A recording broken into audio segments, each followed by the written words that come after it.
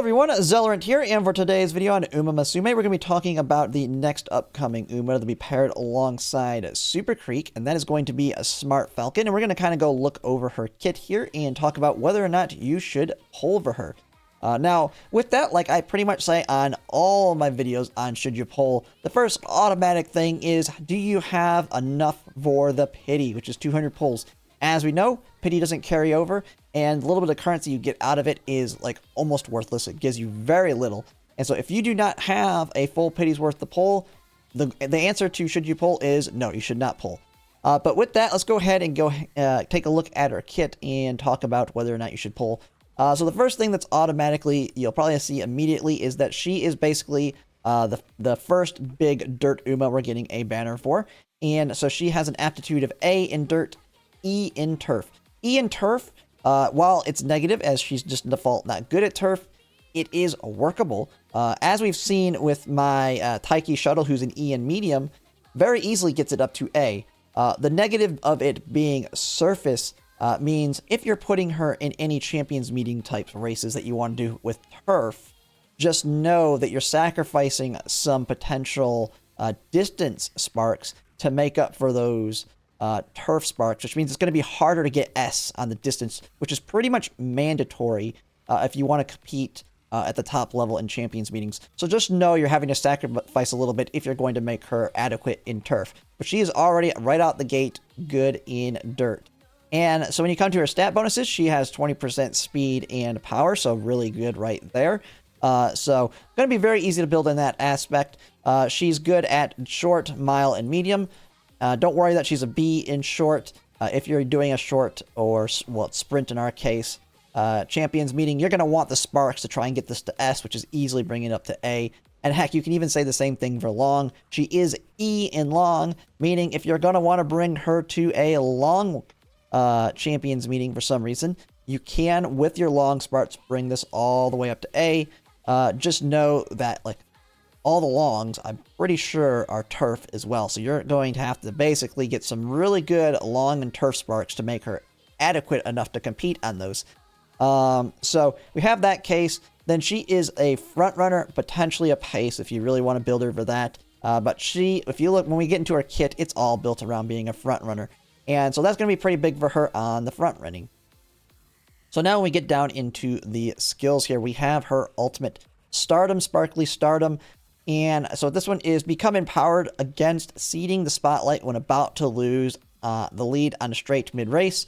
And so this basically, when you look in kind of in here, when you're in the mid-race and you're not on a corner, if she's greater than or equal to second place, if somebody is approaching her to pass her, she's going to activate this her ultimate, increasing her speed by 25% and acceleration by 30%.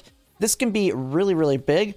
And one strategy I've heard that this is very good for is as a counter to the Seiyun Sky ult. The Seiyun Sky ult requires her to be in first place. And so, and if she's able to activate it while she's in the lead, you're pretty much lost. And this is going to be the same case with other frontrunners when they inherit that skill. It's a very, very powerful frontrunner skill. This one is one that if you have, she's going to be a frontrunner, it's going to help her stay in the lead. And because if someone's coming up to pass her, she's going to then accelerate and get an increased speed for 5 seconds to keep her in the lead. And that can prevent Seiyun Sky from activating her ultimate. And so she can potentially be a counter to that. Even if she gets passed by other people later on after and the final stretch, she stops Seiyun Sky from taking off, and thus maybe you have like a pace chaser or an end closer that can actually finish out the race. That's one thing you're going to start seeing with Umas is counters to other strategies when it comes to the skills. And that's one thing that she's got great right here with the ultimate by itself. And so then you can kind of come in here, you can kind of look at the skills here. Front runner savvy, just by default having this can help with the wit in that case. And so you have the first one, you get the first hit, she just basically gets an equivalent of 40 points of wit. Just a nice little thing right there, so you don't have to invest as heavily into wit. Top pick, lightly increased velocity when engaged. Now this is one big thing, a lot of her skills, as even though you can build over dirt and other things, a lot of her skills are tied to dirt, which makes her really good in the dirt itself. So top pick you have here, She's got wet conditions by default. You got Oi race course by default as well, which I'm pretty sure is always a dirt race course. Center stage, increased navigation, and trending into charts, which is a really good dirt skill as well on a gold one. Increased in velocity when engaged in a challenge mid-race. Really nice. Then you have her evolve skills here. These are the skills where if you meet certain conditions on that, it basically evolves from your gold one to these pink colored skills here. And so you meet these conditions. You have the dazzling Umadals here. So at a random point during the opening leg, your lane movement speed will greatly increase. So these are basically involved of these ones right here. That's center stage. Center stage evolves to meet these thresholds. At a random point in the final leg, you'll get a slight speed boost. And then you have trending in the charts, which evolves to a Umadal power trend. During the middle leg, if you've been blocked from the side for at least 2 seconds, your speed will increase and your stamina will slightly recover. So I don't see anything too crazy with these in terms of her. I mean, just the golds by themselves are enough. But you have these little upgrades you can get when you meet those conditions. Then you have events, Leader's Pride, Top Pick, which is another dirt skill. Kawasaki Racetrack, which increases stamina by 40, making it where you need less stamina hits with the racetrack. And then Promising Open, which is the dirt.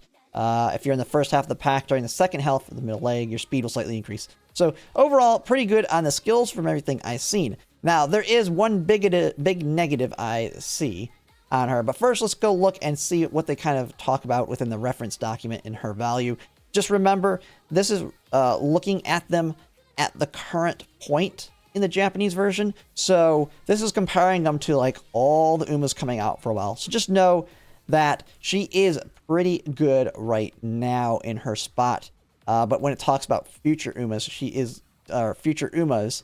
They're current Umas when they talk about it in this because they are already available in the Japanese version. So you can see this with your Smart Falcon original. She's a runner. So 5 means she's like top tier as a runner, or basically front runner in our case. So Stadium is Team Trials. She is amazing for your dirt Team Trials. One of the big reasons you're going to want to pick her up. And I'll mention more as to why she's better for the Team Trials than Champions Meeting in a bit. Smart Falcon is pretty strong on some tracks, but generally outclassed by Corpano Ricky. Now, Corpano Ricky is going to surpass her, but as you can see, we've got quite a while until she comes out. I believe on the Japanese version, it was like a year later. So she's going to be the best we have for a while, and there's not many dirt Umas that come out. And man, yeah, it's quite a ways down here. I still don't see the name. Okay, we don't have to go looking for it, but it's quite a ways off. I'll just say that. Quite a ways off. She's going to be the best we have for quite a while. We don't really get very many dirt Umas, and so if you're missing that spot, she's very good for that aspect. Trending charts is good. Consistent for stadium races, which as we know, stadium races, not only do you want to place well, but you want a lot of skills to trigger to get as many points as you can. And she has those consistent skills to do very well in there and score high points. So very good pickup for that. But now comes talking about Champions Meeting. One of the big things is she is very, very good at dirt. But here is Champions Meetings. Right now we have Tokyo Turf and the Taurus Cup. Then it's Kaido Turf. We don't even need to talk. It's turf, turf, turf, turf, turf, turf, turf, turf. Dirt. Dirt is basically, if you take the timestamps here, we're having the first one, which started in May. And in the Japanese version, the first dirt one came out in February of the following year. And so with our acceleration, maybe we'll say it's like 7 to 8 months away from now. So it's a long time until we truly need our dirt Umas. And so that's one of the big things. If you're really caring about Champions Meeting, you may be better off skipping her for now to invest in something like a Seiyun Sky so you can have her ult on standby. You can build her as a really good parent for your front runners. Or you save your polls for like Sumaru Zensky, which is going to be a top tier front runner for a long period of time. Kind of your default standard when it comes to front runners. And so, while Smart Falcon is very good for the team trials as your dirt Uma if they're missing, to me, just because I think Champions Meeting is like the big thing that you're always working towards when it comes to building parents and grandparents, while team trials is just kind of get some good things in there to kind of jump back and forth between class 6, 5, or 6, 5, and 4. As long as you're jumping between those ones, to me, Team Trials is that simple.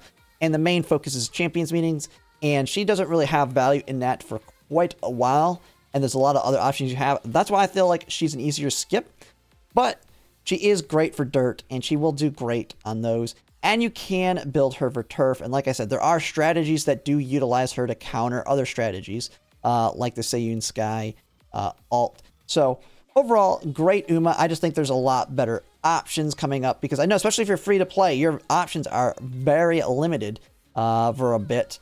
You've already blown all your polls probably on Kita-san Black. Now you're just in that saving period. Maybe you're just now starting to get to your next pity. And so if you're going to pull on something, you may end up going all in.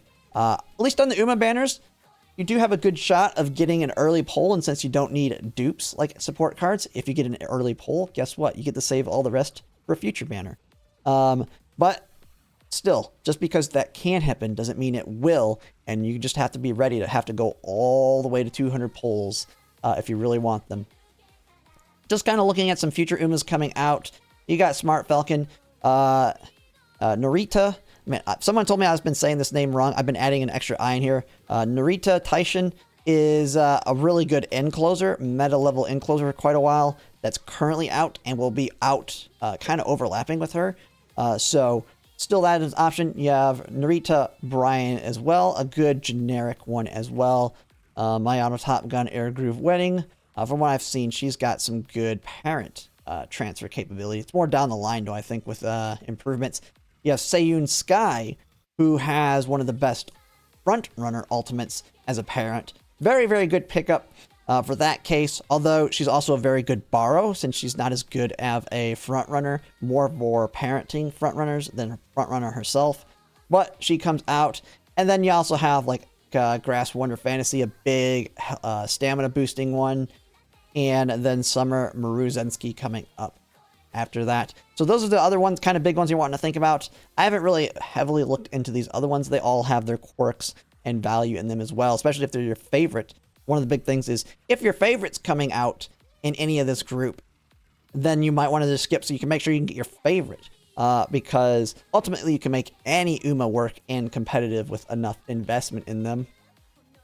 But not only that, the other thing you have to think about is support cards.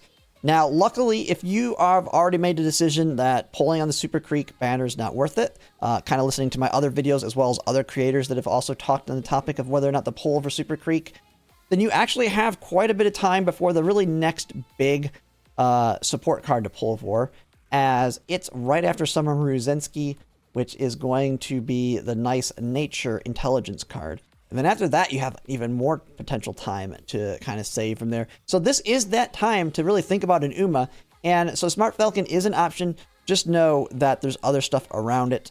And it could potentially cost you 200 pulls to get her. And is it worth it for you in that case? But yeah, that's pretty much it. If you like my content, if you could like, comment, and subscribe, it really helps. And thanks for watching.